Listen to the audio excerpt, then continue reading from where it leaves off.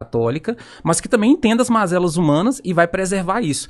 Então o meu acesso à igreja não foi nenhum tipo de vinculação à minha carreira militar. Sim, sim. Foi mais por ter esse perfil um pouco mais de zelar pela imagem da igreja, zelar pela imagem dos religiosos, trabalhar muitos anos atendendo religiosos, e eu vim substituindo essa senhora aí, e hoje eu... E a igreja é assim, né? Você dá a mão, ela puxa o braço. Você dá o braço, ela puxa o pé, você tá vendo, você tá lá dentro. Hoje eu não dou conta de sair mais. E como que tá a saúde mental aí do nosso clero? Nossa senhora, jogou a bomba de cara, né? Olha, nós vivemos É tão engraçado que depois dos anos 2000 nós voltamos para a Idade Média no Brasil.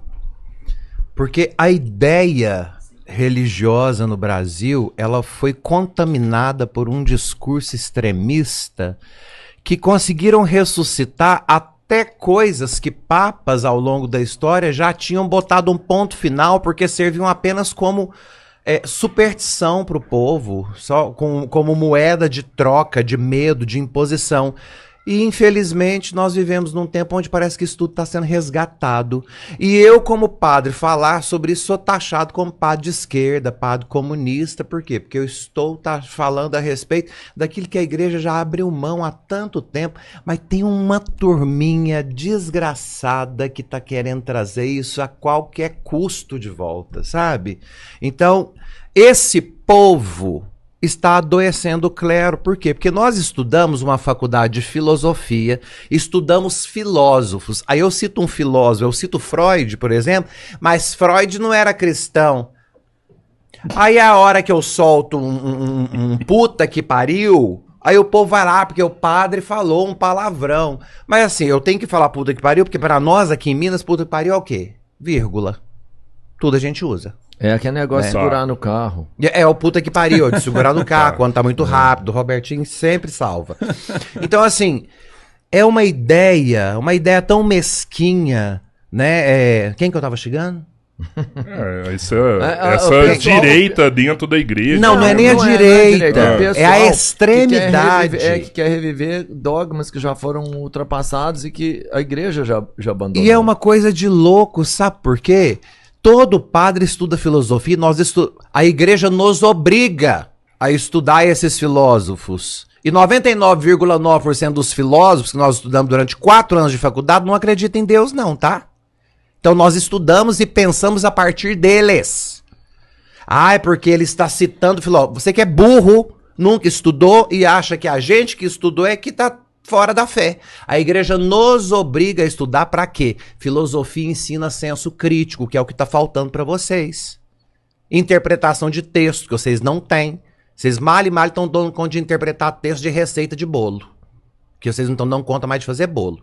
Então, assim, o que me preocupa hoje em dia, nesses extremos, é justamente isso. E os padres, os religiosos, os bispos estão adoecendo por quê?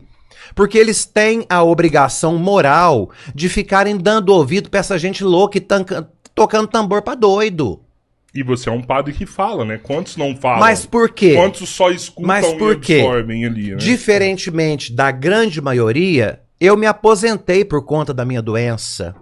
Diferente do que os meus haters dizem, porque o bispo dele expulsou ele. Teve nada disso, nunca fui expulso de nada. E se fosse expulso, não teria menor problema de dizer. Porque se eu fui expulso é porque eu mereci. E eu faria disso, inclusive, a minha jornada do herói. Porque tem gente que adora pegar desgraça e transformar em virtude. Aí eu ia chegar e chorar, falando que eu fui incompreendido, que eu fui, como que fala? Quando injustiçado. Né? Não teve nada de expulsão, não. Eu aposentei, eu tenho uma doença degenerativa que vai me matando aos poucos e eu aposentei. Então eu não tenho trabalho mais em paróquia física. Meu trabalho hoje, o meu bispo me permitiu trabalhar na internet. Então eu venho aqui, eu ensino sobre psicanálise, sobre filosofia e sobre teologia. Não tô aqui para dar catequese para vocês o tempo todo, não. Eu sou um psicanalista, eu sou um filósofo, eu ensino sobre tudo isso.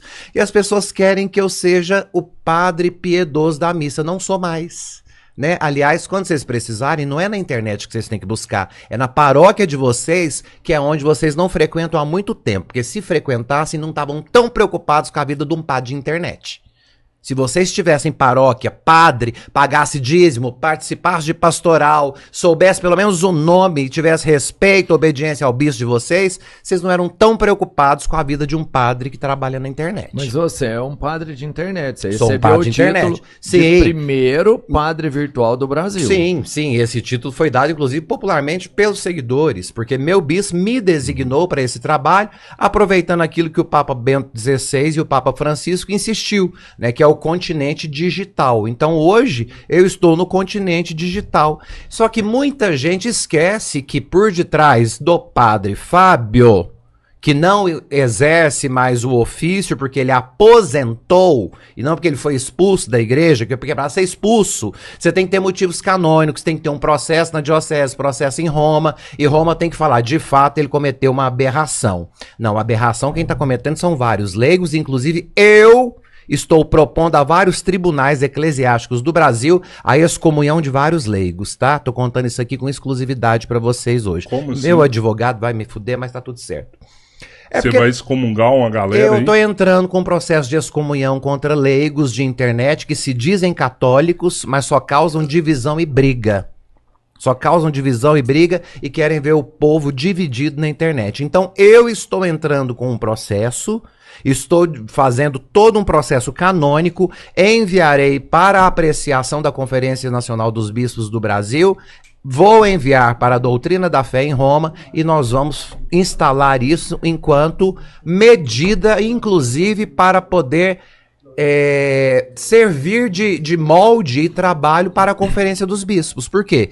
Todo mundo agora se acha influencer católico, todo mundo se acha doutor da fé católica. Então, já que você quer ser um grande católico na internet, você vai estar debaixo da tutela do direito canônico também. Mas esses caras, eles falam que eles têm um chamado apostólico ali. Chamado apostólico o quê? Eles querem viralizar. Eu tenho hater que vai pro Instagram, me xinga e fala: mais tarde, 9 horas, eu vou revelar pra vocês quem é Padre Fábio no YouTube.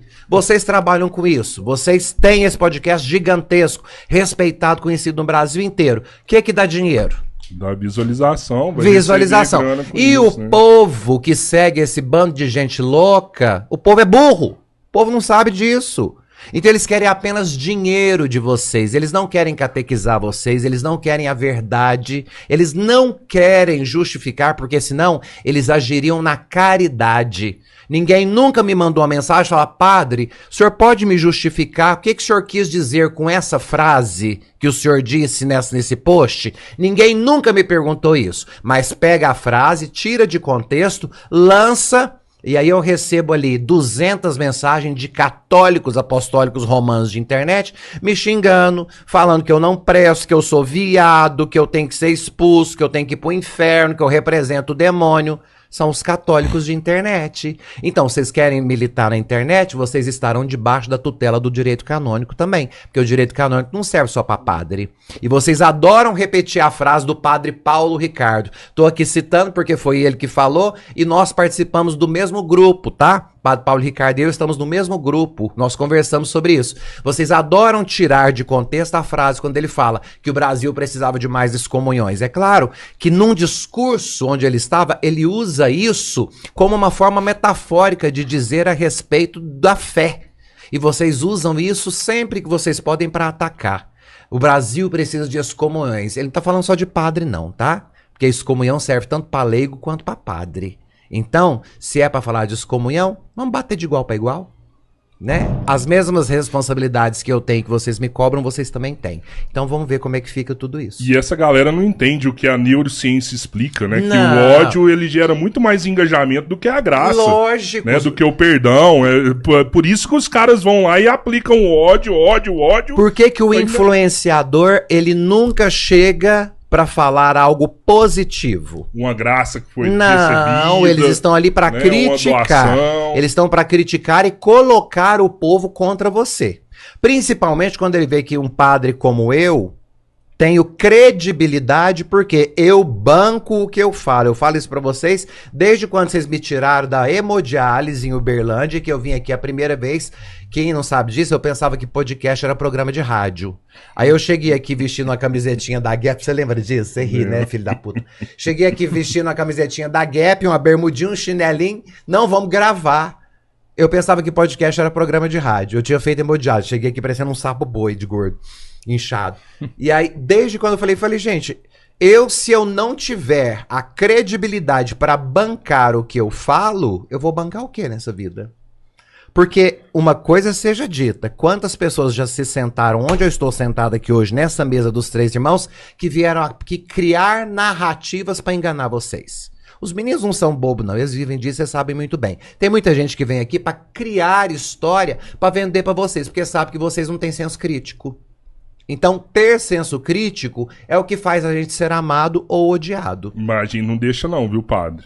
Vocês questionam, vocês bloqueiam na hora. É. Tanto é que já teve vários episódios aí que a gente cortou e não deixou ser transmitido, porque a gente sabia que eram pessoas que não tinham condição nenhuma de ajudar a nossa audiência. Assim, em compensação, vocês já deram muita asa pra muita gente louca aqui também. Mas vamos pular essa etapa. Mas a gente continuou fazendo até hoje. Isso aí não tem jeito, Fábio. Só pra matar esse assunto também da minha parte, eu vi que no chat aqui a gente tá com mais de 600 pessoas ao vivo aí, Robertinho. Não, então vocês podem dar like. Que vocês pediram isso demais. Esse episódio de hoje tem que ter 2.000 aqui fácil, né? É o mínimo. Então dá o like aí. Senão eu vou encerrar a live aí pra mim. Só 600? Vou lá trocar o pneu. Cheguei aqui na porta, bati o pneu no meio-fio, estourou meu pneu. Aliás, alguém de Araguari que possa vir trocar meu pneu? Vai arrumar é verdade. Alguém de Araguari pode mandar um borracheiro aqui na porta do podcast pra trocar meu pneu, que eu bati no meio-fio, estourou o pneu? Sabe o que eu ia falar, padre? Que no chat aqui, a hora que eu falei essa questão de extrema-direita, eu sei que muitos não gostam quando eu falo isso. O Robertinho não gosta. A galera do chat não gosta. Eu amo. Mas é importante a gente falar o que é extrema-direita. Extrema-direita, gente, é o que fugiu do controle. É um grupo que quer buscar valores antigos que já foram superados pela sociedade. Justo. Então, assim, meu amigo, me desculpa. Se você quer buscar a Santa Inquisição de novo, se você defende a Santa Inquisição, eu não tenho outro nome pra falar pra você. Você é de extrema-direita, não, pô. Você é burro mesmo. Porque isso já foi superado, assim, ó, há muito tempo pela sociedade, velho. E falando nisso, depois que eu recebi tanto hater, esse povo, esse padre tem que ser queimado em praça pública. Tudo bem que me queime, seria ótimo. Porque, por exemplo, ver esse tipo de gente falando que eu tenho que ir pra fogueira, eu fico satisfeito. Porque tá saindo deles, né? Agora, se fosse um intelectual, uma pessoa que tivesse senso crítico dizendo isso, eu me preocuparia. Agora, hater de gente que tá cá embaixo no intelecto, assim, ó, que eu tenho que descer demais pra chegar, esse padre é muito soberbo. Só não, estudei mais de 20 anos, então assim, eu preciso que a pessoa esteja no meu nível de diálogo. Agora, quem tá aqui embaixo, esse padre tem que ser queimado, esse padre tem que ser isso, tem que ser aquilo. Queridos, aí é um favor que vocês me fazem, né? Quando vocês querem me queimar, é sinal que eu tô certo, né? Porque eu não quero agradar gente estúpida. Mas então, o problema vem só contra o padre ou vem contra a religião? Porque um monte de gente que vem aqui de extrema também é contra o padre. Não mete o pau na religião. Acho que não tem que ter igreja mais, acho que não tem mais, não tem que ter mais nada. Se você for falar uma mensagem, isso não pode existir. Aconteceu uma coisa e é um extremo do mesmo jeito, entendeu? Eu vou deixar você falar daqui a pouco. Tranquilo. É porque o David vai durar muito tempo hoje. Só eu David. que falo. É muito tempo longe, ô David. A gente tem que ir muito assunto matar aí. saudade. Eles estão com saudade de mim. Eles querem que a gente tem que colocar a conversa em dia. Tem que trocar as farpas, porque ele já soltou os farpas. É melhor desligar. Vai, agora a mesa vai ter o momento de lavar a roupa suja aqui. Vocês estão preparados? Não. Mas nós enfrentamos. Eu vou falar, vocês sabem, meu nome é Pronta. Muito bom. Eu falo com todo mundo mesmo, vambora. Mas tem um assunto interessante nisso que vocês estão falando, que é o seguinte, quando você fala de extrema direita, e realmente as pessoas, elas não querem abrir mão de uma certa psicose da Igreja Católica. Por que eu falo de uma psicose? Que é uma Igreja Católica que alguns fiéis querem manter e que já não existe mais. Inclusive, a própria Igreja, ela já se posiciona de frente contra algumas coisas. Por exemplo, você perguntou da onde que eu surgi na Igreja. A Igreja hoje ela tem um processo chamado psicodiagnóstico espiritual, que é isso? É um processo psicológico que a própria igreja promove para avaliar o nível de saúde mental do sacerdote. Caramba. Isso em épocas anteriores é impensável. Sim. Porque se tinha que falar assim, não, se a pessoa está no caminho de uma vocação para ser um padre, para ser uma freira, para viver uma vida de alguém vocacionado, presume-se que essa pessoa é santa. Então, se ela é santa, por que ela precisa de cuidados psicológicos e emocionais? Então, a própria igreja, e eu não estou falando de igreja aqui, não, igreja nível mundial, ela já determina que o processo de avaliação de um padre, hoje eu imagino que isso também vai migrar agora para as pastorais eclesiásticas também, que esse sacerdote ele seja acompanhado. O que isso significa na prática? Que a igreja reconhece que existe um homem. Existe o padre Fábio Marinho e existe o Fábio Marinho que tem suas demandas emocionais. E aí as pessoas, quando elas vêm apontar o Fábio, aí eu estou usando de propósito a palavra Fábio, elas querem pegar o Fábio e colocar no padre, pegar o padre e colocar no Fábio. Não, elas não querem permitir que o Fábio seja humano. Elas querem que o meu título esteja à frente de todas as minhas atitudes.